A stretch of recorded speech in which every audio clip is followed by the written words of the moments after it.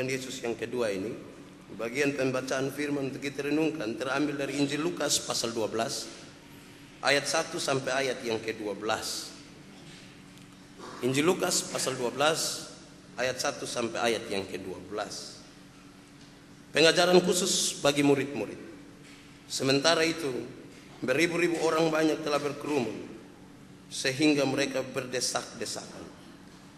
Lalu Yesus mulai mengajar, pertama-tama kepada murid-muridnya, katanya, waspadalah terhadap ragi, yaitu kemunafikan orang Farisi. Tidak ada sesuatu pun yang tertutup yang tidak akan dibuka, dan tidak ada sesuatu pun yang tersembunyi yang tidak akan diketahui. Karena itu, apa yang kamu katakan dalam gelap akan kedengaran dalam terang, dan apa yang kamu bisikkan ke telinga di dalam kamar akan diberitakan dari atas atap rumah. Aku berkata kepadamu, hai sahabat-sahabatku, janganlah kamu takut terhadap mereka yang dapat membunuh tubuh dan kemudian tidak dapat berbuat apa-apa lagi. Aku akan menunjukkan kepada kamu siapakah yang harus kamu takuti. Takutilah dia yang setelah membunuh mempunyai kuasa untuk melemparkan orang ke dalam neraka. Sesungguhnya aku berkata kepadamu, takutilah dia. Bukankah burung pipit dijual 5 ekor 2 duit? Sungguh pun demikian, tidak seekor pun daripadanya yang dilupakan Allah. Bahkan rambut kepalamu pun terhitung semuanya. Karena itu, jangan takut, karena kamu lebih berharga daripada banyak burung pipit.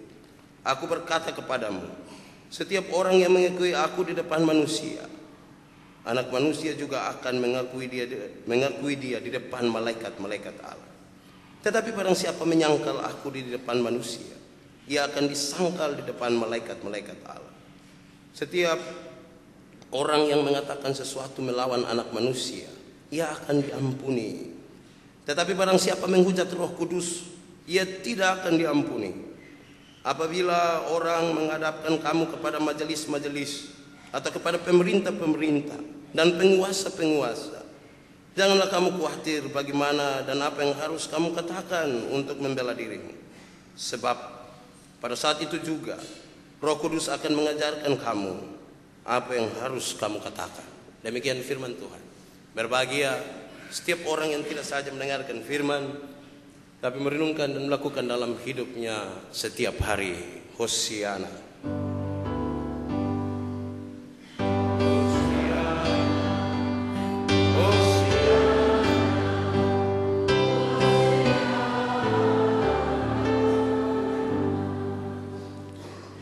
Shalom. Di luar khotbah ini, saya mau terima kasih buat anak-anak sekolah minggu tadi. Mereka buat banyak orang tua menangis pagi ini, saya kira. Ada hal yang luar biasa. Dan mungkin itu yang dipikirkan orang tua bertahun-tahun. Soal anak-anak mereka yang di satu sisi mereka berdoa supaya anak-anak itu berhasil, punya pekerjaan, ada dalam kesibukan. Tapi di satu sisi karena kesibukan itu mereka mulai melupakan bercerita dan agak sedikit dekat dengan orang tua. Saya kira banyak orang tua bersyukur oleh apa yang disampaikan oleh anak-anak pagi hari ini. Terima kasih buat anak-anak. Untuk khotbah sekarang, saya ingin mulai dengan pertanyaan ini. Kenapa buah kelapa jatuh ke bawah, tidak ke atas? Kenapa? Ya jawabannya gampang. Orang-orang sekolah bilang itu karena gaya gravitasi. Betul, tidak salah. Buah kelapa jatuh ke bawah karena gaya gravitasi. Tapi ada jawaban yang sedikit menggoda iman. Untuk orang kembali merenungkan, kenapa buah kelapa jatuh ke bawah tidak ke atas? Buah kelapa jatuh ke bawah karena yang makan ada duduk di bawah. Itu jawaban. Ya, memang karena yang makan ada duduk di bawah. Maka ketika Tuhan menciptakan dunia dan isinya, tidak lupa Tuhan menciptakan gaya gravitasi. Anda bayangkan kalau dunia diciptakan secara luar biasa dan gaya gravitasi dilupakan oleh Tuhan. Buah kelapa jatuh ke atas semua. Susah kita. Mau tinggal di mana, jalan bagaimana, bawa otoker mana, motor kan tidak bisa. Itu berarti bahwa jauh sebelum ada sesuatu, Memang Tuhan mengingat umatnya. Tuhan sadar betul kenapa dunia diciptakan, kenapa semua dibuat, kenapa manusia diciptakan. Tuhan punya rencana bagi manusia. Dan karena rencana indah bagi manusia itu, tidak satu titik pun dilupakan oleh Tuhan. Karena dia mau tuh manusia bahagia. Dia mau manusia senang. Toh kalau dalam perjalanannya ternyata manusia tidak senang, tidak bahagia, dia pun salah bukan di Tuhan. Karena detail Tuhan menciptakan segala sesuatu. Ada kemungkinan kesalahannya ada pada manusia. Supaya apa? Ada dua kata yang kalau kata-kata ini pakai kata dasar sama artinya. Kata betul dan benar. Betul dan benar punya arti yang sama. Tapi kalau sama-sama diberi awalan dan akhiran, ke dan an, maka mereka punya arti beda. Yang betul akan menjadi kebetulan, dan yang benar akan menjadi kebenaran. Kalau Anda diciptakan sebagai manusia, itu bukan kebetulan, itu sebuah kebenaran. Kalau Tuhan menjadi Tuhan kita, itu bukan sebuah kebetulan, itu sebuah kebenaran. Dan kalau Anda punya suami, punya muka begitu dan sifat begitu, bukan kebetulan, itu sebuah kebenaran. Kalau Anda punya istri cerewet minta ampun, itu juga bukan sebuah kebetulan, itu sebuah kebenaran. Supaya apa? Sadar bahwa di dalam Tuhan memang tidak ada yang kebetulan. Di dalam Tuhan itu semua ada dalam kebenaran. Supaya orang belajar hidup benar dan hidup di dalam kebenaran, tidak menjauhkan dirinya dari kebenaran. Karena apa? Banyak orang selalu berkata dari kata kebetulan, kebetulan, kebetulan. Hari ini tidak bisa. Hari ini kita akan memulai sesuatu yang baru. Kita tidak lagi ada dalam situasi kebetulan. Kita ada dalam sesuatu situasi kebenaran. Yesus ada dalam penderitaan menuju salib untuk pengampunan dan penebusan dosa manusia. Itu bukan sebuah kebetulan, itu sebuah kebenaran. Dan siapa percaya kepada hal itu, dia sementara percaya kepada kebenaran itu. Saudara-saudara, kita membaca bagian firman ini. Yesus sadar betul bahwa beberapa waktu lagi dia akan meninggalkan murid-muridnya dan orang-orang percaya.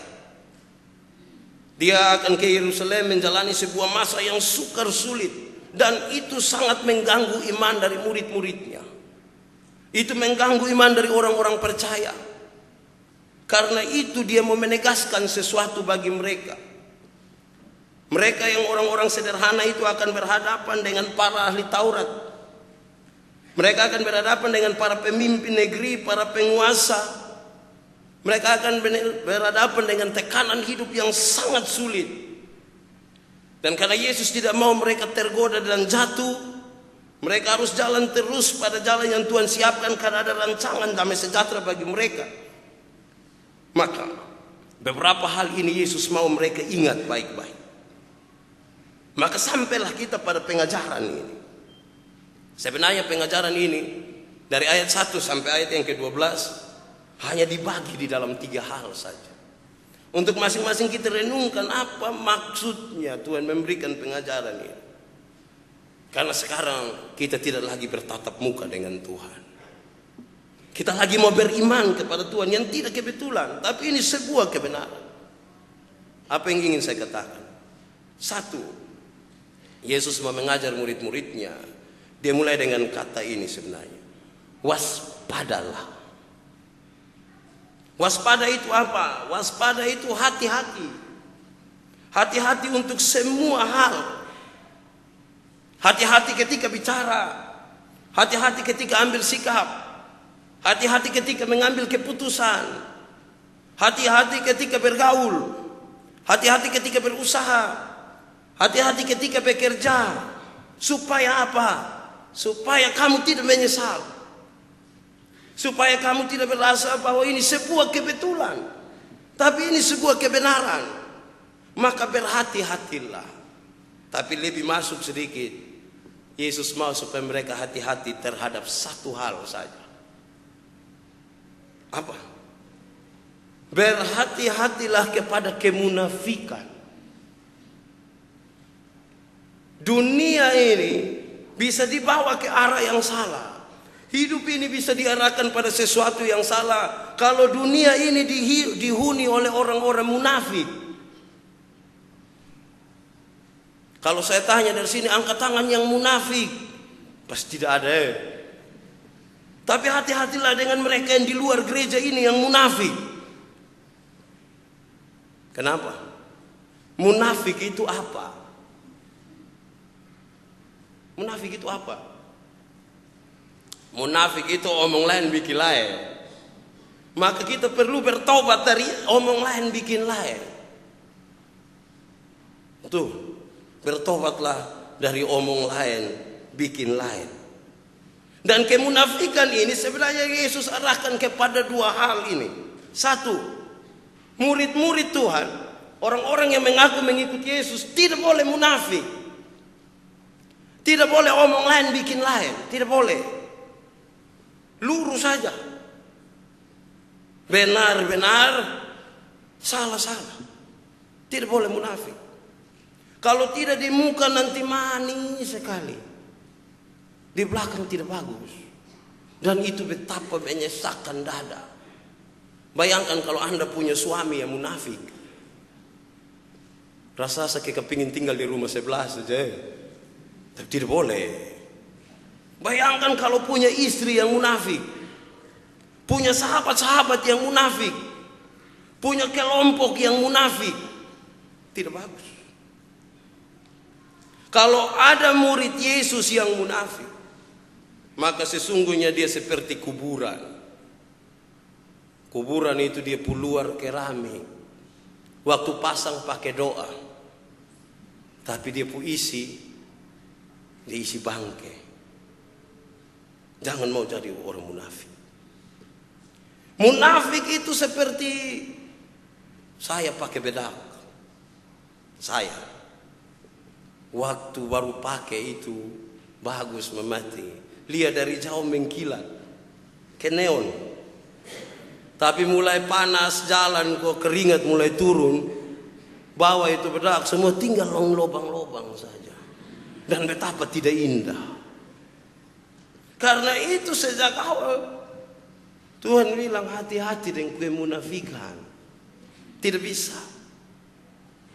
Dan ternyata Tuhan tahu.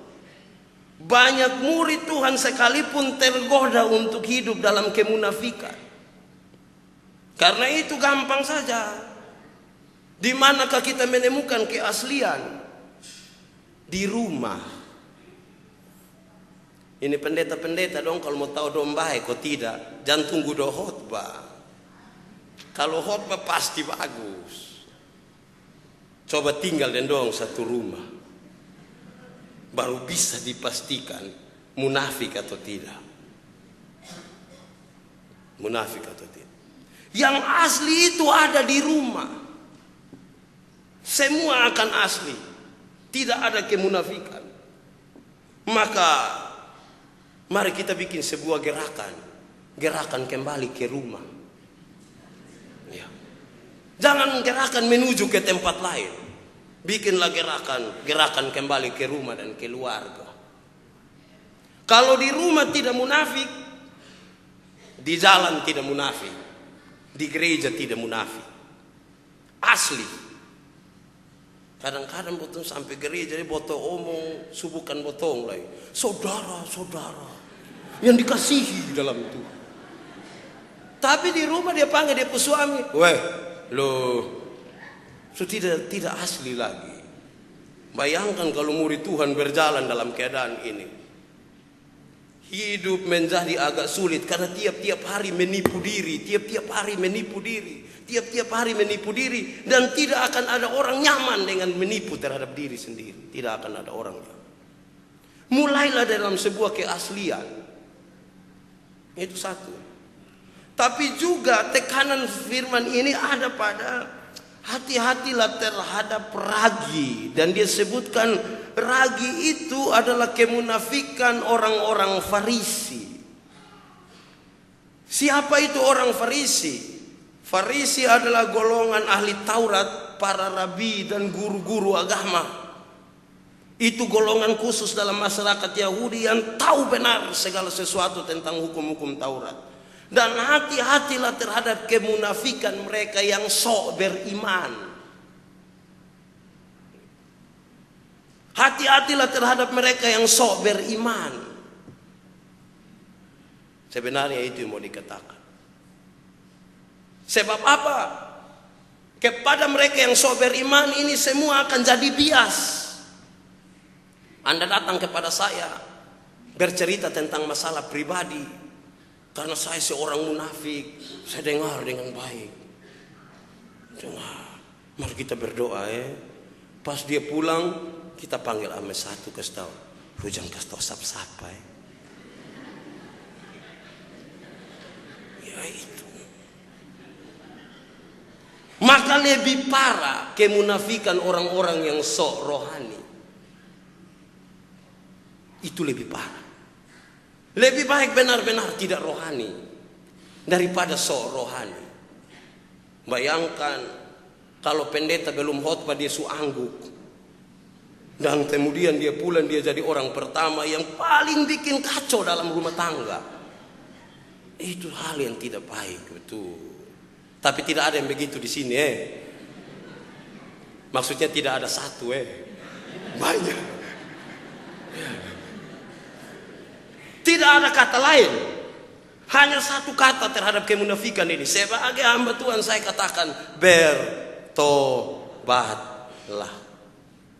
Kalau tidak bertobat, berobatlah. Ada sakit dia secara rohani.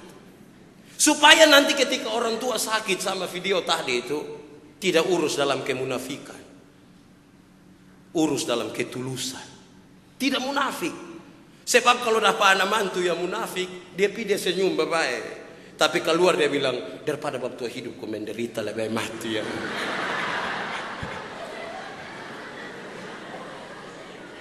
Kasihan itu anak mantu, dia kepingin dapat warisan saja.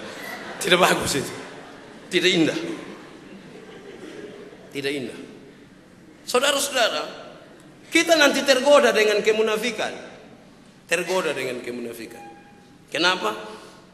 Karena dunia menawarkan banyak sekali hal yang indah. Begitu. Banyak hal yang indah. Tapi kalau orang mulai dan tidak munafik, aman.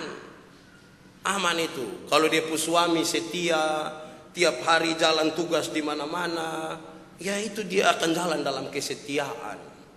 Biar dia ke Jakarta, tidur di satu hotel berbintang, spray dari Sutra, dia punya sarung bantal Sutra, semua dari Sutra berbau harum, tapi dia tidak lupa sarung bantal di rumah yang mungkin bau ludah, bau keringat, tapi dia tahu betul. Dia tidak munafik. Betul. Dia tidak munafik. Karena apa? Banyak botong yang di muka nih malaikat cukala. Tapi di luar tuh aduh Tuhan ancur. Dan itu dia butuh sebuah pertobatan baru. Kalau tidak bermasalah. Saudara, bertahun-tahun kita diberitakan penderitaan Kristus itu sempurna bagi orang-orang yang dikasihinya.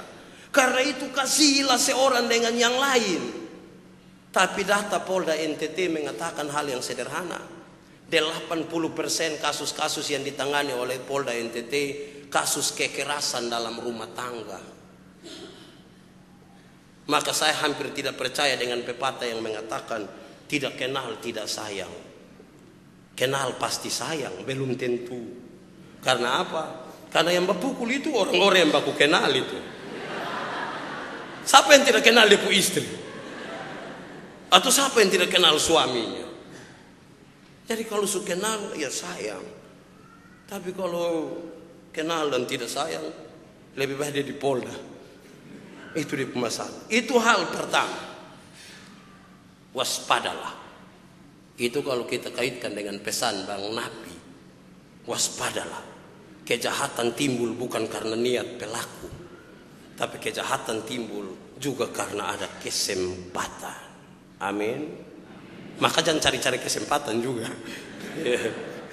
Ya, itu pertama, waspadalah. Kedua, kata ini diucapkan 3 kali. 2 pakai kata yang sama, yang 1 agak beda. Jangan takut. Jangan takut. Yang terakhir dia bilang jangan khawatir. Tapi persoalannya jangan takut terhadap apa? Jangan takut terhadap siapa? Itu menjadi pertanyaan yang penting. Mereka akan sendiri. Yesus tidak lagi bersama-sama dengan mereka. Tapi Yesus bilang jangan takut. Kemudian Yesus berikan kepada mereka beberapa penekanan. 1, jangan takut terhadap tekanan para penguasa Romawi yang sangat kejam waktu itu. Jangan takut. Tapi yakinkanlah dirimu bahwa Tuhan bersama-sama dengan kamu. Waktu saya renungkan firman ini soal jangan takut, saya ingat beberapa tahun yang lalu ada sebuah peristiwa kecil. Sebenarnya sederhana saja, tapi saya ingin cerita. Beberapa angkutan kota siang, waktu makan siang, mereka makan di sekitar Oepura situ. Sopir semua di warung itu. Terus datang satu orang mabuk. Ini orang mabuk masuk, dia pegang satu supir pemuka, dia bilang begini, di dunia ini becentakku saat manusia juga. Hanya Tuhan sah. Dia pegang satu lagi, di dunia ini becentakku orang, Tuhan sah. Di dunia ini becentakku orang. Ini supir semua takut dan diam-diam begini. Tapi yang mabuk ini makin berani, makin jago. Dia tidak tahu kalau di belakang dia ada seorang anggota tentara kalau tidak.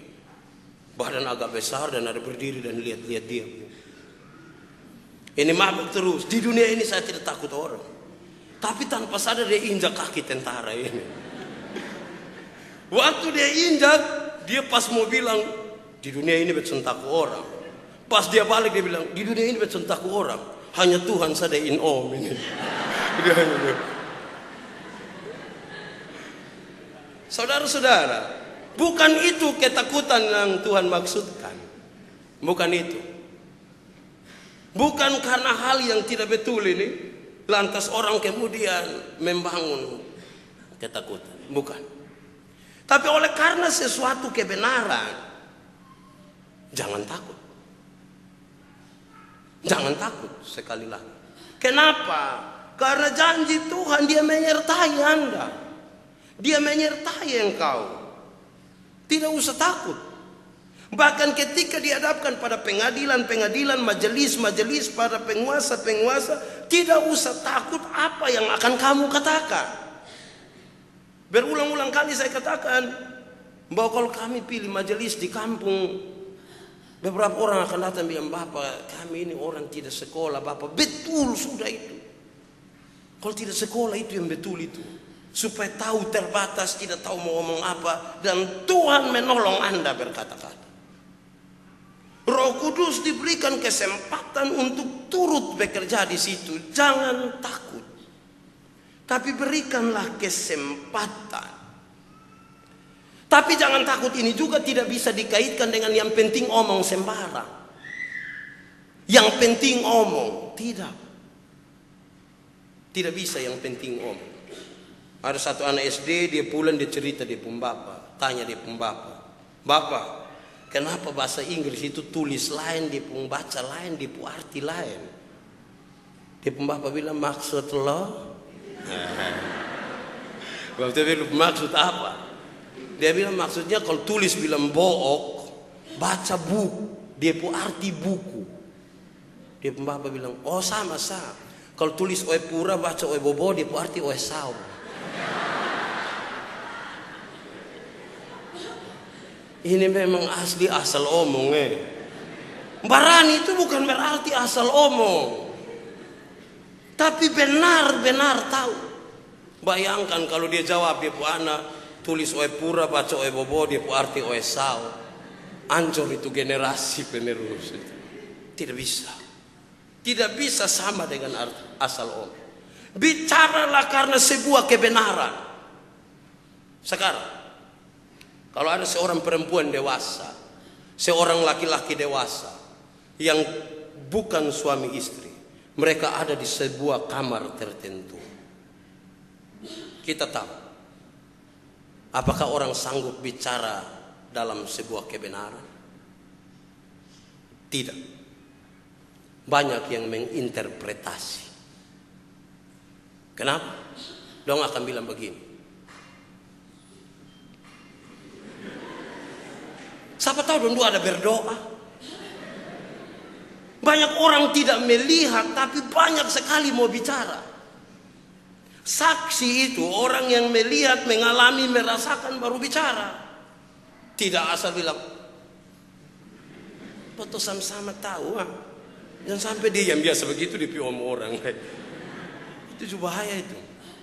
Saudara-saudara, kenapa Tuhan menciptakan manusia punya 2 telinga, 2 mata, tapi hanya 1 mulut? Tidak 2 mata, 2 telinga, 2 mulut, dan seterusnya. Ada banyak jawaban, tapi satu jawaban ini menarik. 2 mata supaya dia 2 kali lihat, 2 telinga supaya 2 kali dengar, baru omong 1 kali. Dengar ulang-ulang, lihat ulang-ulang, baru omong 1 kali. Tapi banyak orang yang son ada mata, son ada telinga, tapi mulut 7. Tidak pernah lihat, tidak pernah dengar, tapi bau omong. Itu tuh orang yang suka tuduh-tuduh orang sembarang. Angkat tangan yang tukang tuduh orang. Tidak ada di sini. Semua pasti 2 mata, 2 telinga, dan 1 mulut. Pastikan kebenaran. Dan kebenaran itu dilihat, dialami, dirasakan, baru bicara. Kalau tidak bisa. Saya melayani di satu tempat. Saya tidak usah sebut itu 6 tempat, nanti tidak bagus. Satu saat saya mau datang ke Kupang, terus dia tanya saya. Ada seorang anak muda tanya, Bapak Pendeta mau ke Kupang? Iya. Berapa lama nanti? 3 hari Bapak. Oh baik. Bapak di Kupang tinggal di mana? Kita tinggal di Kelapa Lima situ. Oh Kelapa Lima Deka Baung toh Bapak? Saya mau bilang tidak juga, saya pikir kesian dia. Tapi saya mau bilang tidak juga. Ini orang ini, memang dia butuh melihat 2 kali, mendengar 2 kali, baru omong 1 kali. Itu yang Tuhan ciptakan manusia. Supaya jangan lebih banyak omong, tanpa melihat dan merasakan. Saksi orang yang melihat, mengalami, merasakan, baru bicara. Berdasarkan itu jangan takut. Jangan takut. Biasa kita takut, itu kan tidak tahu apa-apa. Makanya dulu waktu ketika berkhotbah di sini saya bilang begini.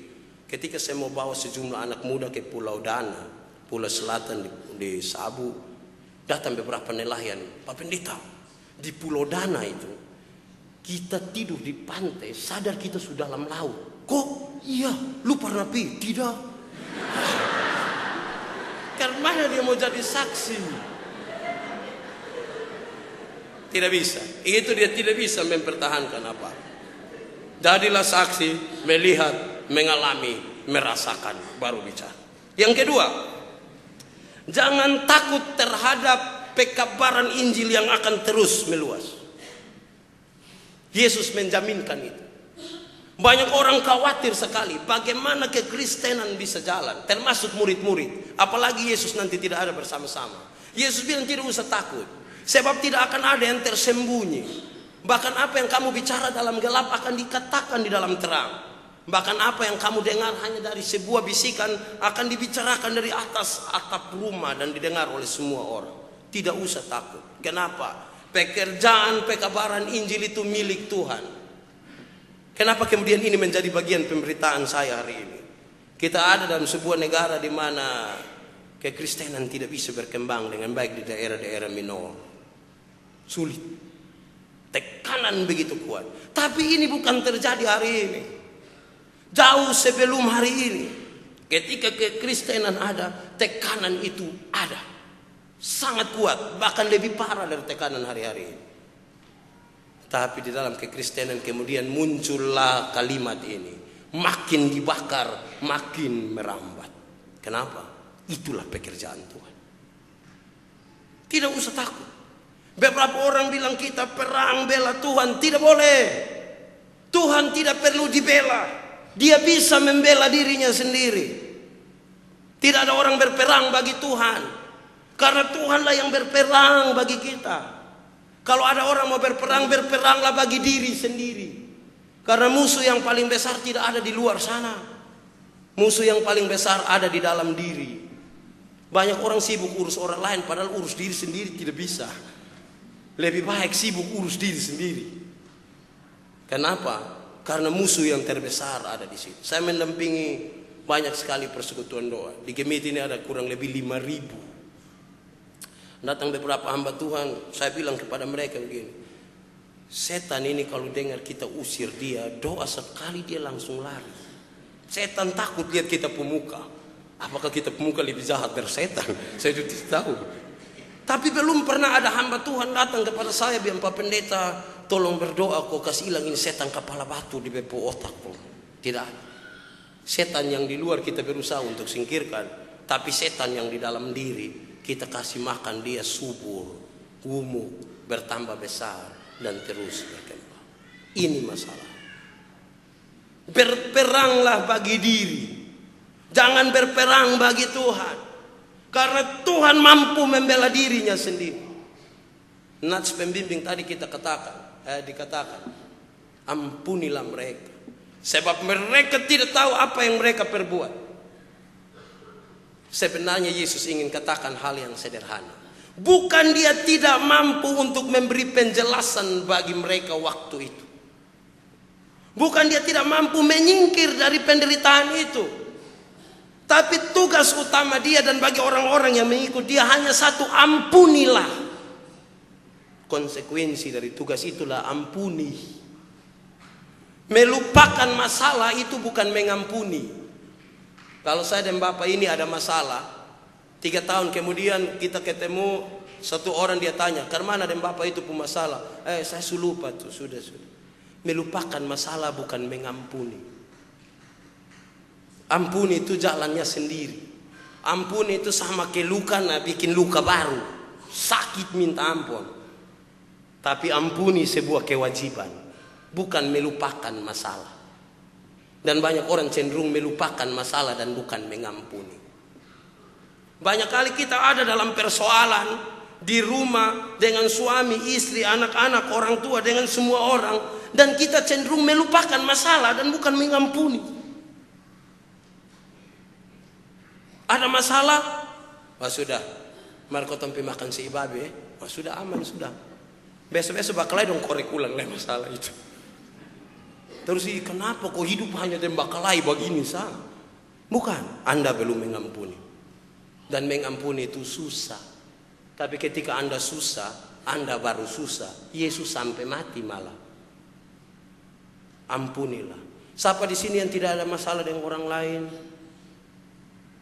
Atau balik pertanyaannya, siapa di sini yang ada masalah dengan orang lain? Siapa di sini yang tidak tahu ada masalah kok tidak dengan orang lain? Tapi kalau ada masalah, ampunilah.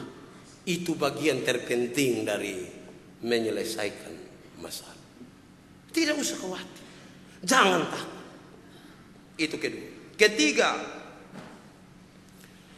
jangan takut. Sekalipun kamu orang-orang kecil. Mereka hanya nelayan-nelayan kecil dari Galilea. Tapi Yesus bilang tidak usah takut. Karena buah pekerjaan mereka kita alami sekarang. Mereka hanya orang-orang kecil di Galilea. Sangat kecil. Dan Yesus bilang tidak usah takut. Bahkan contoh yang Yesus bangun ini begitu luar biasa. Burung pipit 5 ekor dijual 2 duit. Duit itu mata uang kecil di waktu itu. Mata uang itu kira-kira sebesar 1/16 dari 1 dinar. Dan 1 dinar itu adalah upah untuk buruh 1 hari pada zaman perjanjian baru. Itu burung sangat murah kasihan itu burung Hanya 2 duit itu. Burung murah sekali. Tapi itu saja Tuhan tidak lupakan. Dia memberi penegasan, kamu lebih hebat dari burung-burung itu. Dan kehebatan kamu Yesus catat, bahkan rambut-rambut di kepalamu terhitung semuanya. Saya punya itu bisa dihitung, kita pun semua dihitung oleh Tuhan. Itu yang luar biasa. Tidak usah takut. Tidak usah takut. Kenapa? Karena Tuhan menyertai dan menolong. Walaupun kamu orang-orang kecil. Kadang-kadang kita sulit betul hanya karena kita orang kecil. Orang terbatas. Orang yang tidak mampu. Orang yang terbatas dalam pendidikan, dalam dana, dalam segala sesuatu. Kita terbatas supaya kita belajar melihat kepada Tuhan yang tidak terbatas. Sebab kalau Tuhan sudah tidak lagi kita perlukan pada saat kita merasa semua telah dicukupi. Semua sudah beres, kan banyak orang lupa berdoa toh. Maka biar agak kurang-kurang sedikit supaya dia tahu berdoa sedikit. Kalau semua supas ya mau berdoa apa? Saya bertemu dengan beberapa sahabat di mana ketika kami di kampung teman-teman berdoa cari dana 500.000, mereka doa setengah mati. Terus sahabat bilang 500.000 saya berdoa. 500.000 itu kan tinggal angkat kasih. Beberapa orang melihat tidak terlalu penting. Soalnya tidak ada di situ. Soalnya adalah bagaimana orang merasa terbatas sekarang dan bersandar kepada Tuhan. Itu menjadi jauh lebih penting. Tidak usah takut hanya karena kamu orang-orang kecil. Kenapa? Yang keempat ini mengatakan jangan takut. Kalau begitu, jangan takut kalau kamu ada dalam masalah apapun. Masalah di rumah, masalah di gereja, masalah pelayanan, masalah pekerjaan, masalah apapun, jangan takut. Kenapa? Masalah bukan masalah. Cara mengatasi masalah yang biasa jadi masalah. Putus cinta itu masalah atau tidak? Masalah. Tapi kalau minum baygon, masalah juga itu. Di dunia ini siapa yang tidak ada masalah? Semua orang punya masalah. Berarti sembunyi dimanapun di kolong langit ini tetap ada masalah. Tapi cara mengatasi masalahnya itu yang biasa jadi masalah. Lalu apa yang ditawarkan Yesus? Saya ingin kutip apa yang disampaikan oleh Pak Mario Teguh. Dia bilang begini, manusia disiapkan oleh Tuhan untuk terbang tinggi ke angkasa, untuk semakin jauh ke depan. Maka ketika orang ada masalah, maka masalah itu kira-kira begini. Masalah adalah Anda ditarik sedikit di belakang supaya dilemparkan lebih jauh ke depan. Masalah itu adalah Anda ditekan sedikit ke bawah supaya Anda dilambungkan makin tinggi ke atas. Maka ketika Anda ada dalam masalah, berdoalah kepada Tuhanmu. Tuhan, terima kasih untuk masalah yang Tuhan berikan buat saya. Tapi karena ini masalah sangat berat, minta maaf Tuhan karena saya pemuka agak asam sedikit dan tidak bisa senyum. Bersyukur karena masalah yang didapat. Kita tidak pernah diajarkan untuk menghindar dari masalah. Tidak. Berhadapan dengan masalah. Ada satu lagu dulu, kita tahu lagu itu. Tak pernah Tuhan janji lautan tenang. Nama laut itu harus ada gelombang. Kalau laut yang tidak ada gelombang itu dia nama aqua. Tuhan tidak pernah janji lautan tenang. Tapi dia menjanjikan memberikan kekuatan ketika orang ada dalam masalah. Maka berdoalah kepada Tuhan. Terima kasih Tuhan untuk masalah ini. Terima kasih. Tapi karena dia rasa pahit, Tuhan minta maaf. Bet pemuka agak asam sedikit. Bet pakai menangis sedikit. Selesaikan. Itulah masalah. Jangan mau yang manis-manis saja. Ya. Sebab apa? Gula-gula dapat merusak gigi. Tapi daun pepaya dapat menyembuhkan penyakit malaria. Benarlah apa kata pepatah dulu. Yang manis jangan cepat-cepat ditelan. Tapi yang pahit juga jangan cepat-cepat dibuang. Tahan sah, cocok gumuk. Tahan. Ya, makanya kita tiap minggu menyanyi tahanlah dan berjuang terus. Kadang-kadang dong tanya, Pak ini mau berjuang sampai kapan ini? Pokoknya berjuang saja. Ya, itu. Berikut. Masih ada 5 ini. Tidak, semua habis ini. Saya takut jangan sampai khotbah terlalu lama, sebentar dong pulang. Lu rugi sampai gereja. Kenapa? Pendeta pu khotbah. Kok iya? Khotbah bila apa? Tahu? Nah, itu juga bahaya itu. Oke. Yang ketiga. Tadi yang kelima itu dari bagian yang kedua. Sekarang yang ketiga. Pertama, waspadalah. Yang kedua, jangan takut. Dan sekarang yang ketiga, larangan. Larangan. 1, dilarang menyangkal nama Tuhan. Sebab barang siapa menyangkal aku di hadapan manusia, nanti dia disangkal di hadapan malaikat-malaikat Allah. Maka dilarang menyangkal nama Tuhan atas nama apapun. Atas nama dagang, atas nama cinta, atas nama kasih sayang, dilarang menyangkal nama Tuhan. Ya. Supaya apa? Supaya orang terus percaya pada Tuhan. Jangan bergerak sedikit menyangkal. Waktu mau CD, waktu mau menikah, pakai menangis baru syuting lagi di sini. Tapi as itu dia menyangkal nomor 1. Ini manusia ini butuh berobat ini. Ya. Dilarang menyangkal nama Tuhan. Dalam situasi apapun. Tidak bisa masuk kandang kambing mengembik, masuk kandang ayam hilang. Tidak bisa. Dilarang menyangkal. Terus dia kasih naik sedikit. Dilarang menghujat Roh Kudus. Dilarang menghujat Roh Kudus. Tentang anak manusia kalau ada yang salah diampuni. Tapi menghujat Roh Kudus tidak bisa diampuni. Dia maksud apa? Sebenarnya sederhana. Banyak orang tidak tinggal sesaman dengan Tuhan Yesus. Tidak tinggal. Saya juga tidak pernah tinggal dengan Tuhan Yesus sama. Jadi kalau ada omong tak salah tentang Tuhan, itu hari Tuhan pun pacar nama siapa? Itu kan mungkin omong tak salah ya. Ya kok kita tidak pernah hidup sama-sama dengan Yesus. Ya itu masih diterima. Tapi menghujat Roh Kudus bahaya. Kenapa? Siapa yang menghujat Roh Kudus, tandanya Roh Kudus tidak ada di dalam dirinya. Kebenaran tidak ada dalam diri. Dan orang yang tidak ada kebenaran di dalam dirinya, bagaimana bisa dia diampuni? Sebab doa kita diajarkan oleh Yesus. Contoh, ampunilah seperti saya juga telah mengampuni. Kan begitu. Kalau Anda ingin diampuni, ampunilah. Dan yang membuat Anda mampu melakukan itu adalah Roh Kudus di dalam diri.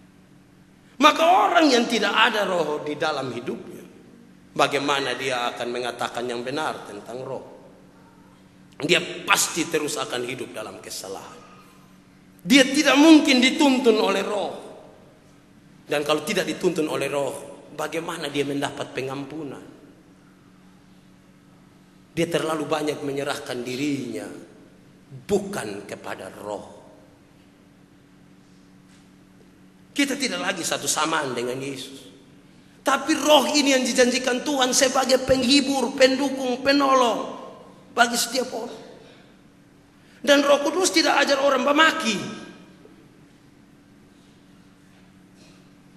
Apalagi kalau memaki dan ada pendeta, pas maki habis, ampun Bapak. Ini hanya di mulut saya, di hati tidak Bapak. Omong kosong. Karena apa yang keluar itu gambaran dari isi hati. Tidak bisa. Maka hiduplah di dalam Roh. Saudara-saudara, kalimat ini menjadi penting. Apakah gereja menyiapkan Roh? Sehingga orang pindah satu gereja ke satu gereja ke satu gereja untuk mencari Roh? Tidak. Bagaimana kita menilai adanya Roh? Gampang sekali. Kalau Roh ada di dalam seseorang, maka buah-buah roh itu muncul dari orang-orang itu. Anda buka Galatia 5 ayat 22-23. Roh Kudus ada, maka buah-buah roh pasti ada di dalam hidup orang itu. Kasih, sukacita, kasih ini semua pasti mengasihi mengasihi semua. Kalau belum mengasihi, biar tiap hari dia menyanyi, mari kita bersukaria. Belum tentu. Mulailah dengan mengasihi. Tanda roh ada. Sukacita. Sukacita itu artinya orang lihat dia orang senang kan, dia pemuka. Memang muka sederhana tetapi senyum terus. Dan itu baik. Tapi kalau lihat dia sama kayak baru makan limun asam 2 buah. Kesian itu muka muka asam terus tuh, kesian. Kesabaran. Sabar. Saya suka video tadi. Sabar urusin orang tua dong. Busuk-busuk dulu. Son ada mantan orang tua Son ada mantan pacar ada. Mantan bos ada.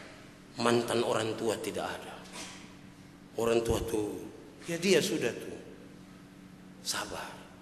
Kelemah lembutan. Itu terdiri dari 2 kata. Lemah dan lembut. Dan digabung. Kelemah lembutan. Banyak kali kami yang orang timur ini tidak bisa lemah lembut. Kami sampai di lemah saja. Lembut tidak. Artinya begini. Artinya ketika sudah lemah baru dia mengerti kelembutan. Susaki setengah mati dulu baru dia panggil ibu istri. Mama, tolong. Tapi kalau dia ada sehat-sehat, boy mama. Dia tahu itu lembut-lembutnya. Maka kami selalu pisahkan. Lemah sendiri dan lembut di tempat. Tidak bisa satu paket itu. Lemah lembut. Penguasaan diri. Dan seterusnya. Itu tanda roh ada di dalam dirinya. Makin terbukalah sekarang. Hidup di dalam gereja sekalipun. Berkata-kata tentang Tuhan sekalipun. Belum tentu membuka diri ini dituntun oleh roh. Karena buah-buah yang dihasilkan menentukan siapa yang ada di dalam diri. Tuhan memberkati kita dengan firman-Nya. Amin. Komisi Kaum Bapak diberi kesempatan.